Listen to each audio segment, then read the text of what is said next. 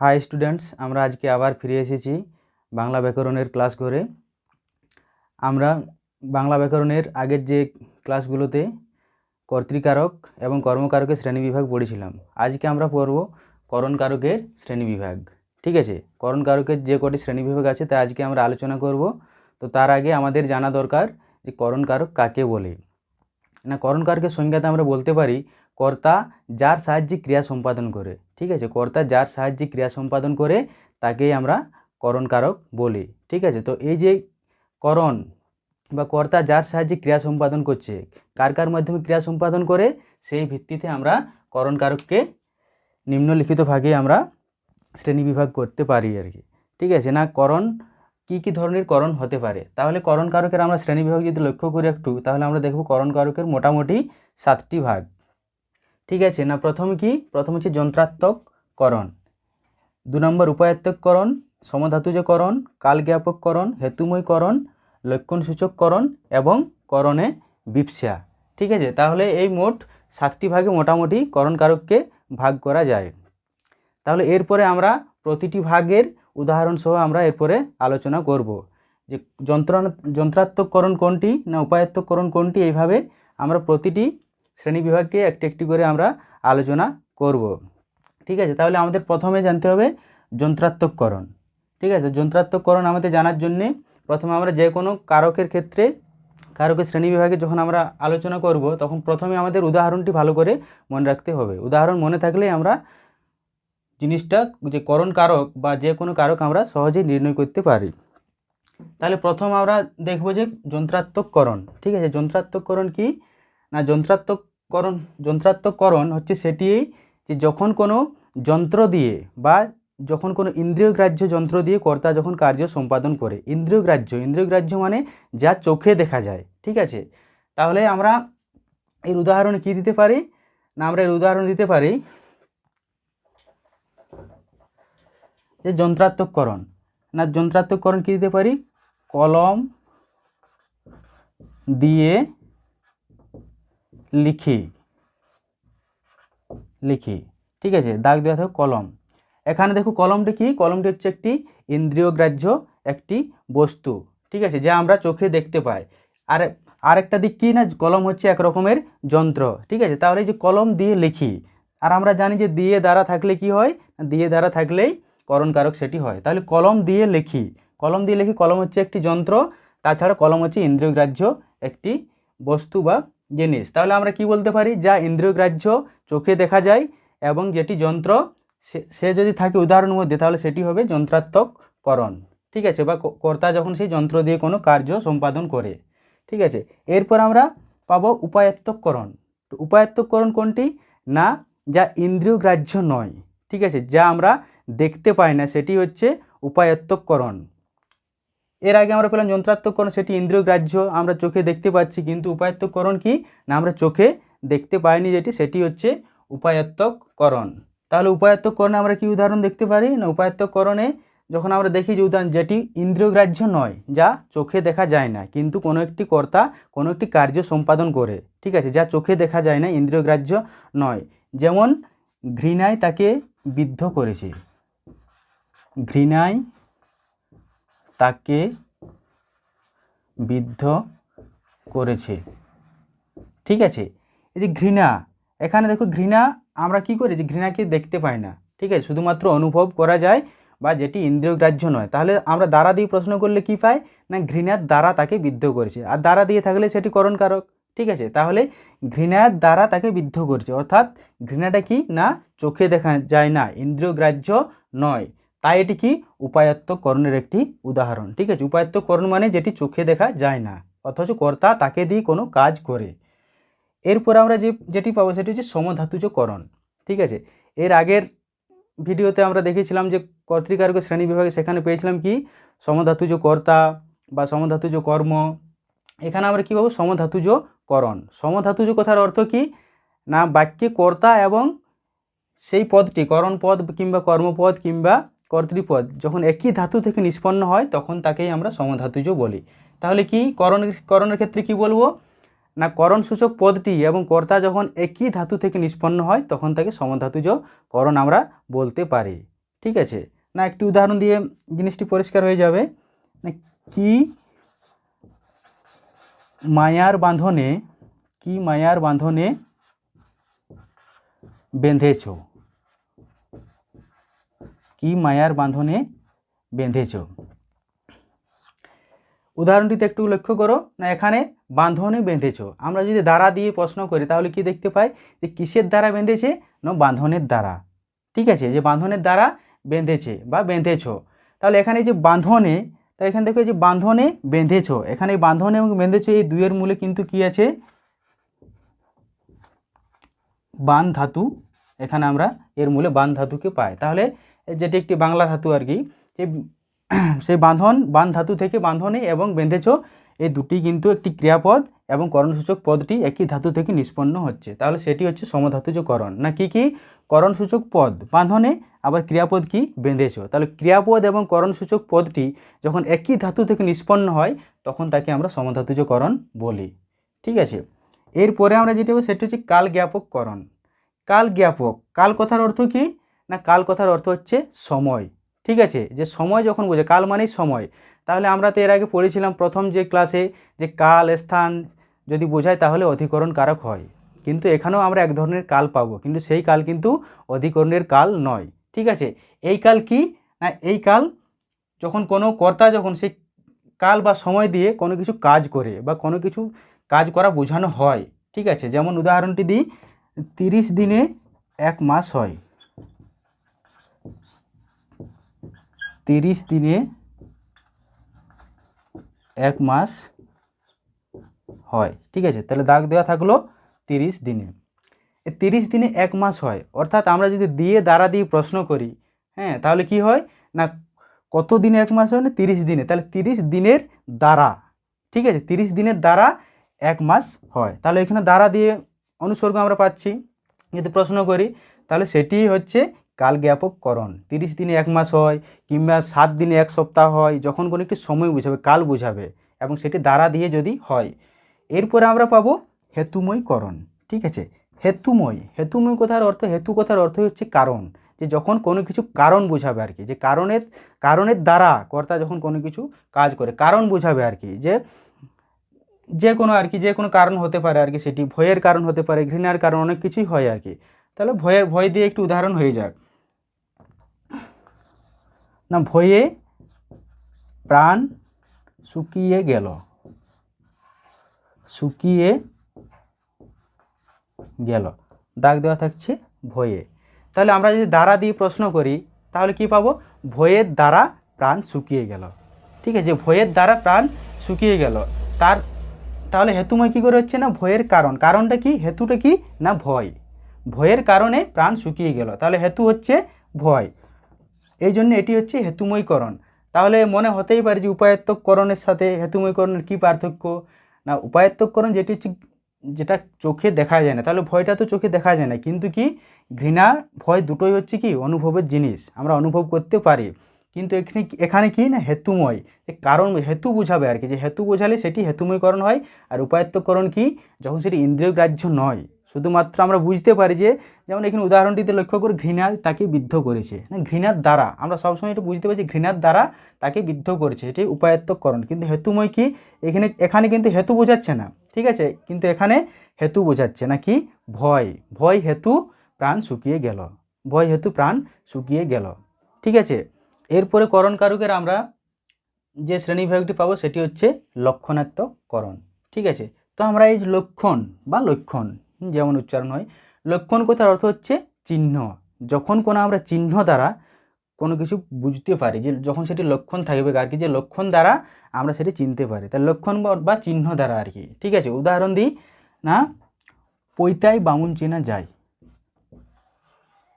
পৈতায় বামুন চেনা যায়। আবার কি উদাহরণ হতে পারে, না শিকারি বেড়াল গোঁফে চেনা যায়, গোঁফে চেনা যায়। এখানে পৈতাতে দাগ, আবার গোঁফে। ঠিক আছে, এখানে দেখো কি বলছে না, পৈতায় বামুন চেনা যায়। তাহলে কি পৈতার দ্বারা, আমরা যদি দ্বারা দিয়ে প্রশ্ন করি তাহলে কি পাবো, যে কি দ্বারা বামুন চেনা যায়, না পৈতা দ্বারা বামুন চেনা যায়। তাহলে পৈতা হচ্ছে কি বামুনের একটি লক্ষণ বা চিহ্ন। ঠিক আছে, যে পৈতা থাকলেই আমরা বামুন তাকে বলি, বা পৈতায় বামুন চেনা যায়, সেটি তার বামুনের একটি লক্ষণ। ঠিক আছে, আবার কি শিকার বিড়াল গোঁফে চেনা যায়, না শিকার বিড়ালকে আমরা কিসের দ্বারা চিনতে পারি, তার গোঁফ থাকে, তার গোঁফেই হচ্ছে তার কিন্তু লক্ষণ বা চিহ্ন আর কি। তাহলে যখন করণসূচক পদটি লক্ষণাত্মক করণ ক্ষেত্রে কি, যখন আমরা কোনো লক্ষণ বা চিহ্ন দিয়ে কর্তা যখন তার কর্তাকে চেনা যায়, তখন সেটি হচ্ছে কি না লক্ষণাত্মক করণের একটি উদাহরণ, বা কর্তা যখন কি না সেই লক্ষণ দিয়ে সে প্রকাশ করে আর কি। এর পরের আমরা যে ভাগটি পাবো সেটি হচ্ছে করণে বিপসা। বিপসা, ঠিক আছে, বিপসা কথাটা নিশ্চয়ই মনে আছে। বিপসা কথার অর্থ হচ্ছে পরপর দুইবার ব্যবহৃত হওয়া কোনো শব্দ, বা পরপর সেটি দুবার বসে। তাহলে করণে বিপসা, তাহলে এখানে আমরা কি পাবো না করণসূচক পদটি পরপর দুইবার বাক্যে কিন্তু ব্যবহার করা হয়। ঠিক আছে, না একটি উদাহরণ দিই, পুষ্পে পুষ্পে ভরা সাকি। পুষ্পে পুষ্পে ভরা সাকি। ঠিক আছে, এখানে লক্ষণীয় দেখো যে পুষ্পে পুষ্পে ভরা সাকি। ঠিক আছে, না কি এই যে পুষ্পে শব্দটি কিন্তু পরপর দুবার বসেছে, তাই সেটি কি বিপসা। আমরা এরপর যদি দ্বারা দিয়ে প্রশ্ন করি, না কিসের দ্বারা ভরা সাকি, সাকি কথার অর্থ হচ্ছে যেটা গাছের শাখা বা ডাল আর কি, পুষ্প দ্বারা। তাহলে পুষ্পে পুষ্পে কথাটি কিন্তু দুবার ব্যবহার করা হয়েছে বাক্যে, তাই সেটি কি করণে বিপসা। আমরা বিপসা মানে জানি যে পরপর দুবার যেটি ব্যবহার করা হয়, তাহলে পুষ্পের দ্বারা ভরা সাকি। ঠিক আছে, তাহলে যে পুষ্পে পুষ্পে কথাটি দুবার যখনই ব্যবহার করা হচ্ছে তখনই সেটি কিন্তু বিপসা। ঠিক আছে, এরপরে আবার লাইন আছে পুষ্পে পুষ্পে ভরা সাকি, কুঞ্জে কুঞ্জে গাহে পাখি। তখন কিন্তু সেটি ওই কুঞ্জে কুঞ্জে গাহে পাখি, তখন কিন্তু সেটি কুঞ্জেটি কী হবে না অধিকরণ কারক হবে। ঠিক আছে, আমরা যখন অধিকরণ কারকের শ্রেণীবিভাগ আলোচনা করব তখন সেখানে আমরা উদাহরণটি দিয়ে দেব। তো এই ছিল আমাদের করণ কারকের শ্রেণীবিভাগ। তাহলে করণ কারককে মূলত 7টি ভাগে ভাগ করা যায়। হ্যাঁ, সেই 7টি ভাগ কি, যন্ত্রাত্মককরণ, উপায়াত্মককরণ, সমধাতুজকরণ, কালজ্ঞাপককরণ, তারপরে কি হেতুময়করণ, লক্ষণাত্মককরণ এবং করণে বিপসা। ঠিক আছে, এই 7টা ভাগে মূলত করণ কারককে ভাগ করা হয়। পরীক্ষায় আমাদের এমনি প্রশ্ন তুলে দেয়, একটি লক্ষণাত্মককরণের উদাহরণ দাও, কিংবা করণে বিপসার একটি উদাহরণ দাও, কিংবা হয়তো উপায়াত্মককরণ কাকে বলে উদাহরণ দাও, কিংবা হয়তো দিয়ে দিতে পারে যে কালজ্ঞাপককরণ কাকে বলে উদাহরণ দাও। ঠিক আছে, পরীক্ষায় ঠিক এমনিভাবে কিন্তু প্রশ্ন আছে, তাই আমাদেরকে করণের প্রতিটি ভাগ কিন্তু জানা খুবই দরকার, এবং প্রতিটির উদাহরণ আর কি, উদাহরণ যদি আমরা মনে রাখতে পারি তাহলে কারক কিন্তু আমাদের কাছে খুবই একটি সোজা বিষয়। ঠিক আছে, যাই হোক আর কি, এরপর আমরা কিন্তু চলে যাব নিমিত্ত কারকে। তাহলে এরপরে আমরা নিমিত্ত কারকের বা নিমিত্ত কারক সম্পর্কে আমরা এরপরে আলোচনা করব। তাহলে নিমিত্ত কারক আমি প্রথম ক্লাসে কি বলেছিলাম না, নিমিত্ত কারক চেনার উপায় না, সেখানে জন্য, লাগিয়া, তরে, এইসব অনুসর্গগুলো থাকলে সেটি নিমিত্ত কারক হয়। এই নিমিত্ত কারককে কিন্তু সংস্কৃতে আবার কি বলা হয়, সম্প্রদান কারক। ঠিক আছে, সম্প্রদান কারক। তো এই সম্প্রদান কারকটা তাকেই বলা হয় যেখানে নিঃস্বার্থী কোনো কিছু দান করা বোঝায়, তখনই কিন্তু সম্প্রদান কারক হয়। তাহলে আমরা বাংলাতে পড়ব নিমিত্ত কারক। এই নিমিত্ত কারকের সংজ্ঞাতে আমরা কি বলবো না, কোনো বস্তু, ব্যক্তি বা প্রাণীর জন্য কর্তা যখন কোনো কিছু করে, কর্তা যখন কোনো কিছু কাজ করে তখনই কিন্তু সেটি নিমিত্ত কারক হয়। কোনো বস্তু, প্রাণী বা ব্যক্তির জন্য কর্তা যখন কোনো কিছু কাজ করে তখনই কিন্তু নিমিত্ত কারক হয়। তো এই নিমিত্ত কারকের কি না, আমরা আগের কর্তৃকারক, কর্মকারক, করণকারক যে শ্রেণীবিভাগ পেয়েছিলাম, নিমিত্ত কারকের কিন্তু কোনো রকম শ্রেণীবিভাগ নেই। ঠিক আছে, নিমিত্ত কারকের কোনো রকম শ্রেণীবিভাগ নেই। তবু এই ক্লাসে আমরা আবার আরেকবার বলে দিচ্ছি, না নিমিত্ত কারক চেনার উপায় কি, না নিমিত্ত কারকে কী কী থাকে, না নিমিত্তে কথাটি থাকে, নিমিত্তে জন্য, লাগিয়া, তরে, এইসব অনুসর্গগুলি থাকে। ঠিক আছে, নিমিত্তে, যেমন নিমিত্তে দিয়ে একটি বাক্য যদি আমরা বলি আর কি, যে বালিকাদের নিমিত্তে তৈরি বিদ্যালয়, তাহলে সেখানে নিমিত্তে মানে জন্য, আবার জন্য দিয়ে তো আছেই, হ্যাঁ, যে কোনো জন্য দিয়ে যদি থাকে। আবার লাগিয়া, যেমন ধরো একটা উদাহরণ, সুখের লাগিয়া এঘর বাঁধিনু অনলে পুড়িয়া গেল, সেখানে লাগিয়াটা জন্য হিসেবে ব্যবহার করা হচ্ছে। আবার তোরে, সকলের তোরে, সকলের আমরা, তাহলে এখানে তোরে কিন্তু জন্য অর্থে ব্যবহার করা হচ্ছে। তাহলে নিমিত্ত কারকের কোনো রকম শ্রেণীবিভাগ নেই, শুধুমাত্র এই কয়েকটি অনুসর্গ যদি আমরা মনে রাখতে পারি তাহলে কিন্তু আমরা নিমিত্ত কারককে ধরতে পারি বা চিনতে পারি যে না এটি নিমিত্ত কারক। ঠিক আছে, তাহলে এই কয়টি মাত্র অনুসর্গ আমাদেরকে মনে রাখা অবশ্যই দরকার। ঠিক আছে, তো নিমিত্ত কারক সম্পর্কে আর বিশেষ কিছু জানার দরকার নেই। এরপরে আমরা যে কারকটি আলোচনা করব তা হচ্ছে উপাদান কারক। ঠিক আছে, খুবই একটি গুরুত্বপূর্ণ উপাদান কারক, তার অনেক শ্রেণীবিভাগ আছে, সেই সম্পর্কে আমরা আলোচনা করব। তাহলে এরপরে আমরা উপাদান কারক সম্পর্কে আলোচনা করব, উপাদান কারকের শ্রেণীবিভাগ। ঠিক আছে, না উপাদান কারক শ্রেণীবিভাগ করার আগে আমাদের জানা দরকার না উপাদান কারক কাকে বলে। হ্যাঁ, না উপাদান কারক আমরা জেনেছিলাম যে হইতে, থেকে, চেয়ে, অপেক্ষা থাকলে প্রভৃতি অনুসর্গ থাকলে সেটি কিন্তু উপাদান কারক হয়।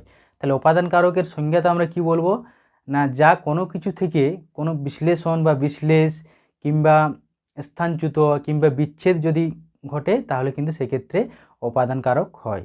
ঠিক আছে, তো এই উপাদান কারককে মূলত আমরা যে কয়টি ভাগে ভাগ করি সেই কয়েকটি ভাগ আমরা নিম্নে এরপরে আলোচনা করব। ঠিক আছে, প্রথম যে ভাগ সে হচ্ছে স্থানবাচক।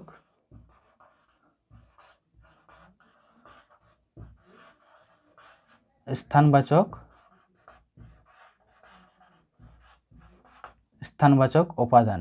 ঠিক আছে, একে আবার কি বলা হয়, একে আবার আধারবাচক উপাদানও বলা হয়। আধারবাচক উপাদান। ঠিক আছে, না স্থানবাচক, স্থান আমরা কোনো কিছু একটি স্থান বুঝি। হ্যাঁ, আবার আধার মানে কি, আধার হচ্ছে যা কোনো কিছু ধারণ করে রাখে। হ্যাঁ, যে কোনো কিছু ধারণ করে রাখে সেই হচ্ছে কিন্তু আধার। তো এই আধারবাচক বা স্থানবাচকের আমরা যদি উদাহরণ দেখি আর কি, তাহলে কি বলুন, যেমন একটু উদাহরণ দিই, টাকাটা পকেট থেকে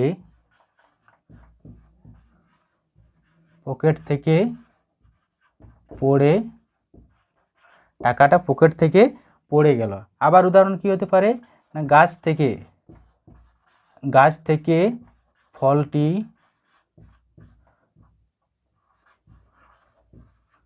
পড়ে গেল। বাক্য দুটিতে দেখো কি দিয়ে না পকেট থেকে। ঠিক আছে, পকেট থেকে আবার গাছ থেকে, না কি বোঝাচ্ছে না একটি দেখো গাছ থেকে মানে একটি স্থান বোঝাচ্ছে, আবার পকেট থেকে, পকেট অর্থাৎ কি পকেট একটি স্থানও আবার সেটি আধারও।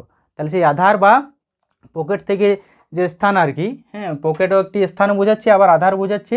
আবার গাছ থেকে কিন্তু গাছটি হচ্ছে কি না গাছটি হচ্ছে একটি স্থান, যে গাছ থেকে। হ্যাঁ, তাহলে এই প্রথম যে উপাদান কারক যে প্রথম ভাগটি সেটি হচ্ছে স্থানবাচক বা আধারবাচক উপাদান। দ্বিতীয় নাম্বার আমরা কি পাবো না দ্বিতীয় নাম্বার আমরা দেখব কালবাচক উপাদান।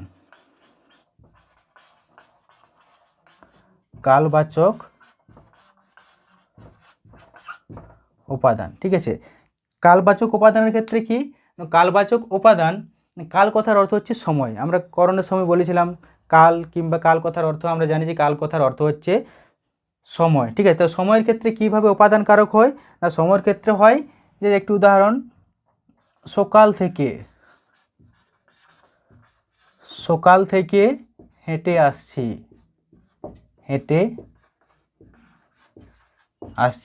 এই সকাল থেকে। হ্যাঁ, আমরা যদি থেকে হইতে থেকে দিয়ে যদি প্রশ্ন করি তাহলে কি বলবো কখন থেকে হেঁটে আসছি না সকাল থেকে। এই সকাল কিন্তু কি সকাল থেকে একটি সময় বোঝাচ্ছে, সকাল একটি সময়, তাই এটি হচ্ছে কি কালবাচক উপাদান। ঠিক আছে, এরপরে আমরা যেটি পাবো সেটি হচ্ছে দূরত্ববাচক উপাদান। দূরত্ববাচক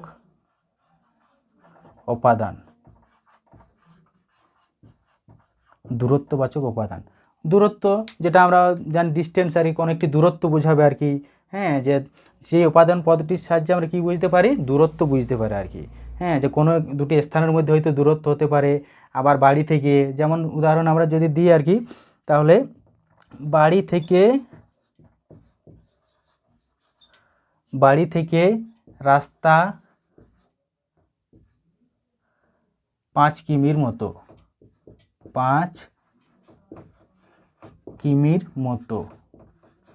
ঠিক আছে, এখানে দেখো কি বলছে না বাড়ি থেকে রাস্তা 5 কিমির মতো, বাড়ি থেকে। তাহলে এটা এখানে দেখো কি না দূরত্ববাচক। ঠিক আছে, না বাড়ি থেকে কত দূরত্ব না বাড়ি থেকে রাস্তা কত দূরত্ব না 5 কিমির মতো দূরত্ব। তাহলে এখানে দেখো আমি কি পাচ্ছি না দূরত্ববাচক একটি শব্দ পাচ্ছি বা দূরত্ববাচক উপাদান। যখন কোনো দুটি জায়গার দূরত্ব যখন বোঝানো হয় তখনই কিন্তু দূরত্ববাচক উপাদান হয়। ঠিক আছে, এরপরে আমরা যে উপাদান কারকের যে ভাগটি পাবো সেটি হচ্ছে কি না অবস্থানবাচক উপাদান। অবস্থাবাচক উপাদান, অবস্থাবাচক উপাদান। ঠিক আছে, এই অবস্থাবাচক, তাহলে অবস্থা কথাটার সাথে আমরা সবাই কম বেশি জানি অবস্থা কথার অর্থ কী হয়, যে কোনো কিছু জিনিস যখন কোনো অবস্থাতে পড়ে থাকে বা অবস্থা বোঝায় আর কি, তখন সেই ক্ষেত্রে অবস্থাবাচক উপাদান হয়। কীরকম, যদি উদাহরণ দিই আর কি, যে হাওড়া স্টেশন থেকে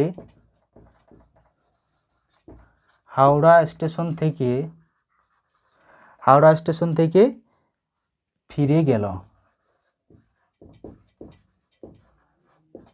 গেল, তাহলে এখানে দেখো হাওড়া স্টেশন থেকে, এখানে যদি দাগ দেওয়া থাকে হাওড়া স্টেশন থেকে ফিরে গেল, কোনো একটি লোক কিংবা হয়তো কর্তা এখানে উজ্জ্বল আছে যে হাওড়া স্টেশন থেকে ফিরে গেল। তাহলে দূরত্ববাচক আর অবস্থাবাচক উপাদানের মধ্যে পার্থক্য কি না, দূরত্ববাচক উপাদানের দুটি জায়গার মধ্যে কিন্তু দূরত্ব বোঝাবে। ঠিক আছে, যেমন বাড়ি থেকে রাস্তা, এখানে দুটি জায়গার মধ্যে কি বোঝাচ্ছে না দূরত্ব বোঝাচ্ছে। আর অবস্থাবাচক কি, এখানে শুধুমাত্র একটি জায়গা থাকবে, দুটি জায়গা থাকবে না। যেমন এখানে হাওড়া স্টেশন থেকে ফিরে গেল, এখানে কি একটা অবস্থা, যে তার অবস্থা এখন কি না, সে তার অবস্থানটা এখন কোথায়, সেই অনুযায়ী কিন্তু একে আমরা কি বলতে পারি অবস্থাবাচক উপাদান। ঠিক আছে, না যে হাওড়া স্টেশন থেকে ফিরে গেল, শুধুমাত্র একটি অবস্থায় কিন্তু এখানে বোঝা যাচ্ছে। আর দূরত্ববাচক উপাদানে কি না দুটি জায়গার মধ্যে দূরত্ব বা ডিস্টেন্স বোঝানো হয়। ঠিক আছে, তাহলে এই ক্ষেত্রে দুটির মধ্যে এটি পার্থক্য। এরপরে আমরা যেটি পাবো উপাদান কারকের তারতম্য সূচক,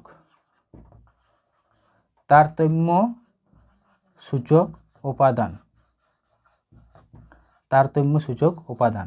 তারতম্য কথার অর্থ কি, তারতম্য যখন আমরা কোনো কিছু জিনিসের তুলনা করি বা ডিফারেন্ট বা পার্থক্য করি আর কি, তখন সেক্ষেত্রে তারতম্য সূচক উপাদান হয় আর কি। ঠিক আছে, যেমন আমরা বলতে পারি যে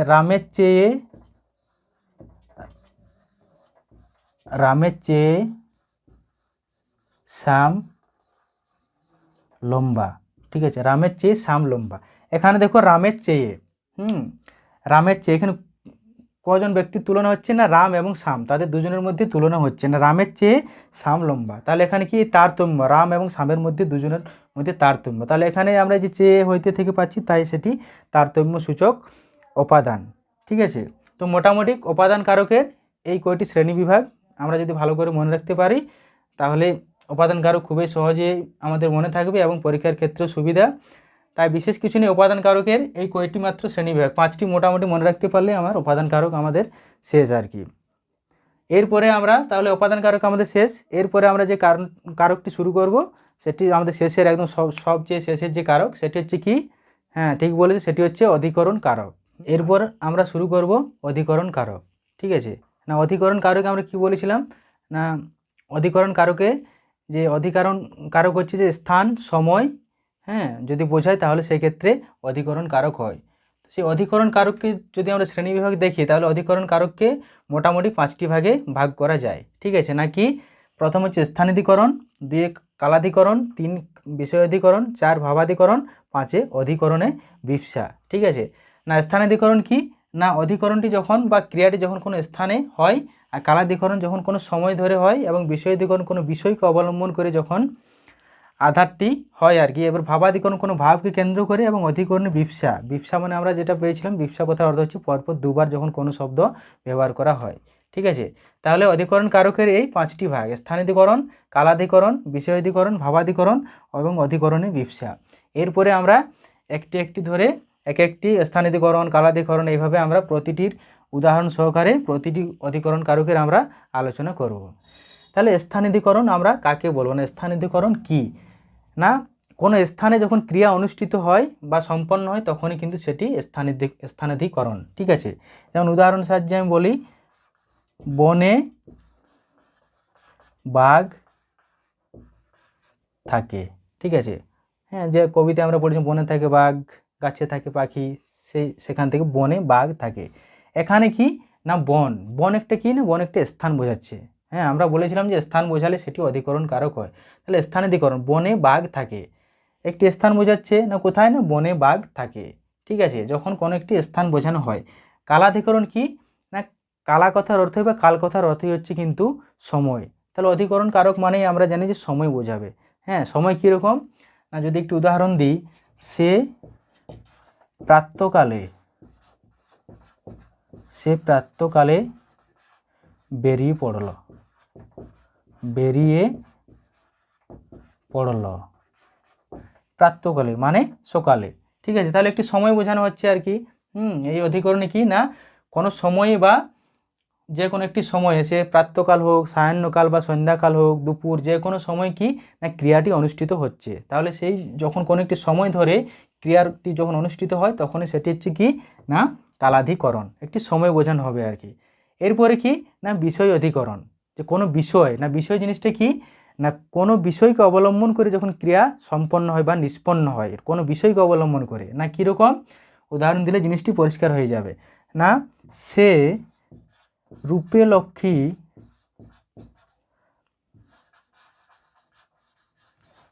লক্ষ্মী গুণে সরস্বতী।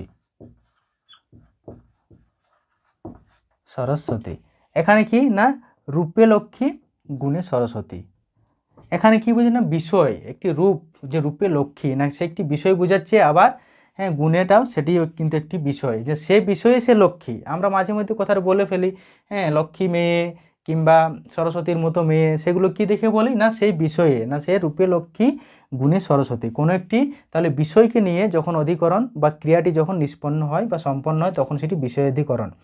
এরপরে আমরা কি পাবো না ভাবাধিকরণ। ঠিক আছে, ভাবাধিকরণের ক্ষেত্রে কি না, যদি একটু উদাহরণ আমরা দিই, যে কোনো একটি ভাব বোঝাবে, কোনো একটি ভাবকে কেন্দ্র করে যখন অধিকরণ ক্রিয়াটি নিষ্পন্ন হয় আর কি। যেমন সে প্রসন্ন চিত্তে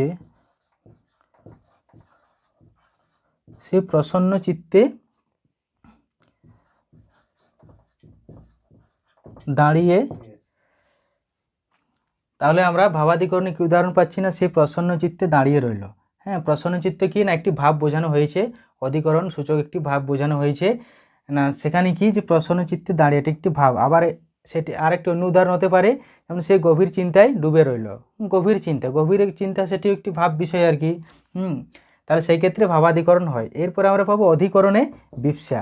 ঠিক আছে, অধিকরণে বিপসা না, বিপসা কথাটির সাথে আমরা আগে পরিচয় ঘটেছে। বিপসা কথার অর্থ হচ্ছে পরপর যখন দুবার কোনো শব্দ ব্যবহার করা হয় তখন সেই ক্ষেত্রে বিপসা হয়। নাকি অধিকরণে বিপসা কি, সে আগে উদাহরণ একটি বলেছিলাম কি না কুঞ্জে কুঞ্জে গাহে পাখি, কুঞ্জে কুঞ্জে গাহে পাখি, কুঞ্জে কুঞ্জে গাহে পাখি। এখানে কি না কুঞ্জ অর্থাৎ বাসা, হ্যাঁ এখানে একটা স্থান বোঝানো হয়েছে, তাহলে তো আমাদের স্থানাধিকরণ হওয়া দরকার, কিন্তু না স্থানাধিকরণ হবে না, এখানে হবে অধিকরণে বিপসা, যেহেতু অধিকরণ সূচক পদটি বাক্যে পরপর দুবার ব্যবহার করা হয়েছে। আবার একটি উদাহরণ হতে পারে, যেমন গ্রামে গ্রামে মিছিল চলছে।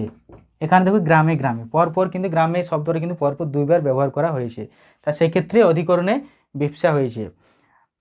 তাহলে অধিকরণে বিপসাগত অর্থ হচ্ছে পরপর দুবার ব্যবহার করা হয় যখন কোনো শব্দ, কিন্তু এখানে কি না এক স্থান বোঝাচ্ছে, কুঞ্জ একটি স্থান আবার গ্রামও একটি স্থান, কিন্তু সেক্ষেত্রে স্থানাধিকরণ হবে না, সেক্ষেত্রে কি হবে না অধিকরণে বিপসা হবে। ঠিক আছে, তো এই ছিল অধিকরণ কারকের শ্রেণীবিভাগ। অধিকরণ কারকের শ্রেণীবিভাগে তাহলে আমরা কী কী পেলাম না, প্রথমে স্থানাধিকরণ, তারপরে কালাধিকরণ, বিষয় অধিকরণ, ভাবাধিকরণ এবং অধিকরণে বিপসা। ঠিক আছে, তো এই ছিল আমাদের অধিকরণের শ্রেণীবিভাগ। তাহলে আমরা মোটামুটি কারকের সমস্ত শ্রেণীবিভাগগুলি আলোচনা করলাম। কারক কাকে বলে, কারকের কয়টি শ্রেণীবিভাগ, কারককে কয়টি ভাগে ভাগ করা যায় এবং প্রতিটি কারকের আবার যে শ্রেণীবিভাগগুলো সেগুলো সম্পর্কে আমরা আলোচনা করলাম। আশা করি তোমাদের বুঝতে কোনো অসুবিধা হবে না। এবং এমনি আবার ব্যাকরণের যে সমাস অর্থাৎ সমাস কিংবা আবার প্রত্যয়, ধাতু, যা কিছু জিনিস আছে ব্যাকরণের সব কিছু আমরা এরপরে ভিডিওতে আলোচনা করব। তোমাদের যদি এই কারক সম্পর্কে আবার যদি কোনো প্রশ্ন থাকে তাহলে তোমরা কমেন্ট বক্সে জানাতে পারো। ঠিক আছে, তাহলে আমাদের কারকের ক্লাস মোটামুটি এতদূর পর্যন্তই থাক, এবং অধিকরণ কারকের পর আমরা এরপরে বিভক্তি এবং অনুসর্গ নিয়ে একদিন আলোচনা করব। তাহলে কারক, বিভক্তি এবং অনুসর্গ সম্পর্কে মোটামুটি আমাদের একটি ধারণা তৈরি হয়ে যাবে।